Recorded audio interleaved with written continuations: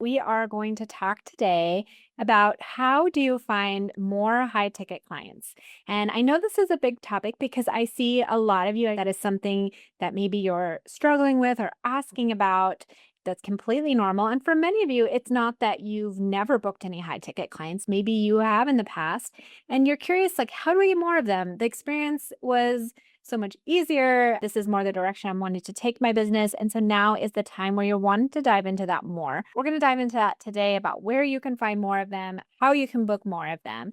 And if you don't know me, my name is Allie, and I'm a brand and website designer. And I work with women's service providers who are really ready to take their business to that next level with something that's actually going to work. It's thoughtfully put together. It's actually going to draw more clients and it's going to do more of the work for them so that they can concentrate on the things that they love best about their service. So, coming back to that question is like, where are all the high ticket clients, right? You might be wondering, like, is there a super Facebook group everyone is hanging out in?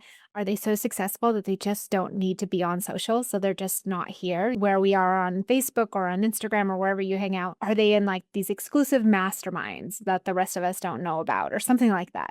The truth is that high ticket clients are all around you. They are here on YouTube. They are on social. They are on Instagram. You might not know that someone right next to you is a high ticket client, but they are really hiding in plain sight. And the reason why maybe you haven't found or booked them yet, there's a few reasons, right? So, number one is that you in your marketing are not speaking directly to them. Maybe you're still kind of broad in your messaging, talking to too many groups and too many people's trying to come in and address all of the gamut of concerns of various types of clients. Maybe you are trying still to convince your audience that they need your service. And so there's more of that talking about the money, talking about whether your service matters, those kinds of things. When you want to speak directly to them, you have to know what they want, right? Or what their high level concerns are. And you need to this takes time and experience, right? With clients as you work with more and more clients and as particular as you get those high end clients at the door, you start to notice some trends, you start to notice some things about them that might be different from your other clients. And so it takes a little bit of intention to really kind of weed this out. One of the things that I do teach and I do talk about is it's great to do market research. It's great to ask questions. It's great to interview your clients. Like, of course, do all that. That's great.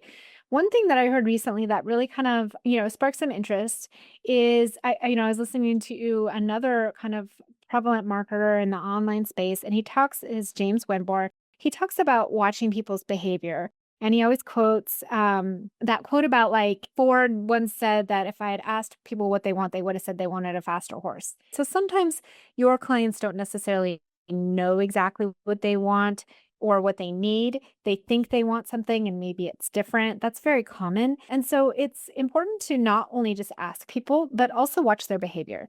See what it is that people are doing, see what it is that is interested to them or what makes them actually move or do react, those kinds of things. I've kind of seen this trend again and again. Like I think we start out, we're kind of serving anyone and everything. We're kind of doing like the a la carte practice. It's just figuring things out, getting our footing. We're DIYing everything. And I did this too, so I can totally relate. And then after a while, there starts to be this realization that, like, if I want to grow, I can't just do this by myself. I can't just learn everything. And then maybe you're starting at that point to see some success in your business, some traction, and you're starting to want to scale it. And all of a sudden, there's this shift where you have less time than money, you have more money than time.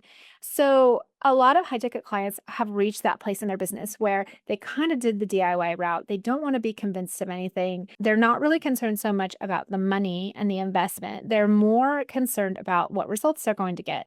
And so rather than just doing content about justifying the cost or how to tutorials or talking about why your service matters, we need to show them what's possible. What's the end result that your service provides and gives to that high ticket client? Because that's what they care about. They care about those results. They want them efficiently, they want them fast, and they want them with excellence. And they aren't going to be the type of person who's going to go hire someone on Fiverr for $5 an hour.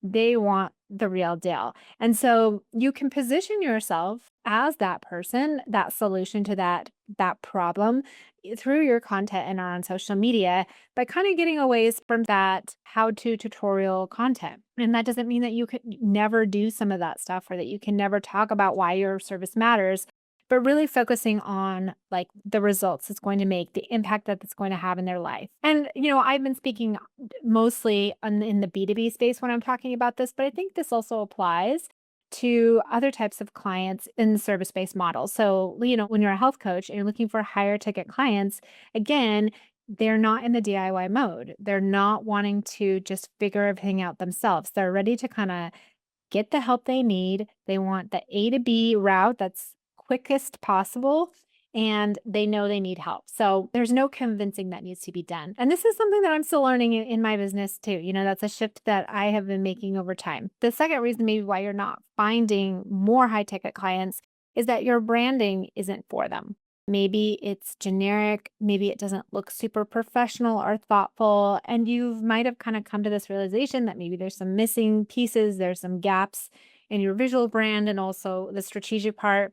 And so, if you've got this website that maybe you DIY'd from the beginning and kind of pushed off revisiting that for a while because you get in the thick of your business, it might not be taking people to that next step. It might not be strategically moving a high ticket client, helping them realize that this is the outcome that they want or that this is the best path. And so a lot of times when your branding is that DIY look still or that more maybe unaligned look with your target market, you're still attracting some tire kickers or people who are really budget conscious or maybe still have some questions in their mind if they really even need your service. So all of this kind of feeds into each other. Like I spend a lot of time with my clients talking through messaging and target market and those kinds of strategic foundations because it feeds into branding and the visual style that you present too. Especially if your branding is not paired with messaging that is speaking to higher end clients, then you might struggle with some of these things. I had just had a conversation today actually with someone who said that they think that nobody cares about branding. But, it is something that informs our behavior, our thoughts, our perceptions. It happens in the background when we're not realizing it. We as humans absorb visual information in 50 milliseconds. So that's really fast, right? And we're already having assumptions and perceptions that we're walking away with in that amount of time. And so that's why branding can be so powerful. And, it's very common to early in business to not maybe have seen that play out. And that's okay. If you're just starting out, it's okay to just get your footing. You don't need to invest in branding right now. Work with some clients, for a little bit for a while, figure out who you like to work with, figure out your offers. That is all great. But most of the women that I work with, they've already come through that and now they're ready to scale. They're ready to grow their business. You're all in on your business. You know you need branding, but maybe it's that you've put it off because you're busy with client work and you're trying to serve your clients really well and that's a priority for you. Maybe you're not really sure when the right time is to do it. Like, okay, I know I need it. I know it's something that matters, but when is it the right time? Or you want to make sure you hire the right person. It's like, who do I hire? There's like a million options out there. So the truth is that there really isn't the perfect time to do it. And there probably isn't the perfect person. Obviously you can narrow that down to like a handful. Anytime you do something big, there's always going to be a reason to postpone or to wait.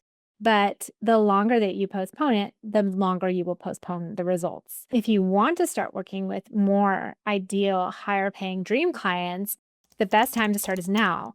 You can put it to work, you can start reaping the benefits of it, then start seeing the revenue from that as well. And, so my business coach always says that money is the lagging indicator. So when you do something big, when you make a big change, or when you're working in marketing, a lot of times the actions that you do today, you're not going to see the results of for a little while. And branding is a lot like that too. It's like investing in the stock market. You invest, right? You put the money and the time into making it happen.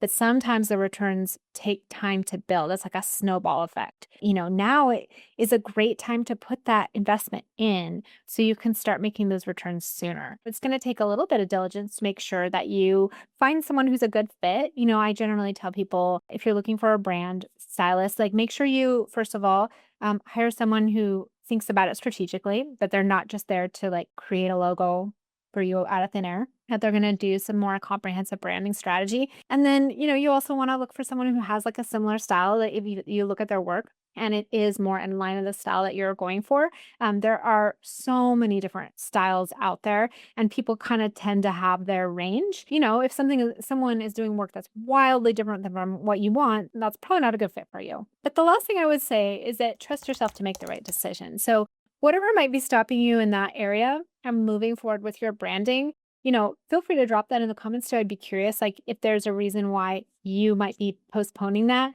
But if you do want those higher ticket clients, if that's a goal for you, you want to have a brand that is going to attract them. It does matter. Those perceptions again are so powerful. And a lot of times potential clients don't even know that they have them, right? It's kind of occurring in the back of our minds. But if your brand is aligned to them and their interests and it kind of speaks to them, then it's going to attract them and it's going to be easier for you to book those kind of clients. Number three, you need to be willing to invest in yourself if you want others to invest in you. And this is a lesson it took me a little while to learn. I did early in my business, I started out kind of doing this scrappy DIY thing for way longer than I should have.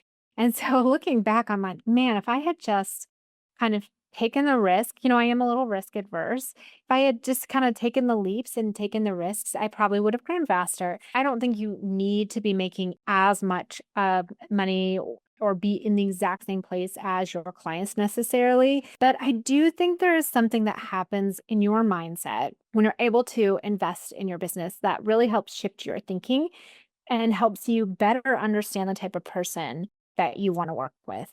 Otherwise, it's just too foreign. You can't relate to what their needs are. And so then it's hard to speak to them. And when I wasn't willing to invest in myself, what I would do is speak to the money a lot.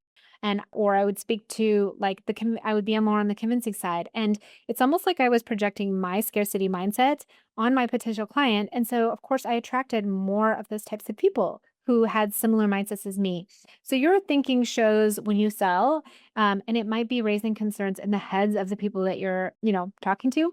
So that can be actually fueling their objections instead of addressing them. One thing again is high paying clients have more money than time. Again, I've seen this shift happen in my own business. And so there has been a time where now I'm much more focused on what results do I want? What results can I get faster if I make this investment in myself? Suddenly, like when you do make the kind of cross that barrier, you'll start to see like your time does matter and your business is worthy of that. So for people who I've hired, I have noticed that about them as well. So just to sum all of this up, it's like the question that we're answering here is where are all the high ticket clients? And how do I attract more of them? Maybe I've worked with some of them in the past, but I want more of them. So number one, you want to work on your messaging, speaking to the person that is ready to hire you, is there and excited to do it, and doesn't have to be convinced. And then number two, your branding and making your branding tailored around that person so that before they even read the words that you've written, they already know that this is something they need or they want or is in the vein of the style that they want. And then number three is shifting your own mindset, what you are selling, whether you're worth that investment or not. What results have you seen? How have you attracted high ticket clients in the past? And if you're ready to work with more of them and find more of them, and you know that you need a brand that can help you get there, I would love to talk about a branding website project with you and what that could look like for your business, the results that could have, and kind of calling you to the vision that you have for your business moving forward. As part of that conversation and that project, we will talk about your defining your ideal client, your messaging, some of those strategic foundations that are so crucial to really having in line before you even get to the visual part of your brand. So that's part of my process. And that will really set you up for taking more of those dream high ticket clients that are fun to work with, that make your service just even more rewarding and engaging. And then, of course, we dive into the visual part of your brand, which will give you more confidence to attract them. There is something really that builds confidence when you have a brand behind you that you're proud of, and then you're excited to share it. I work with clients to apply that brand to the website, and that is really fun because you'll be able to see that brand come to life in a really tangible way. I've done both, one-off website projects and then also kind of the package deal. And I would say that there's just no contest. The two done together are so compelling and effective.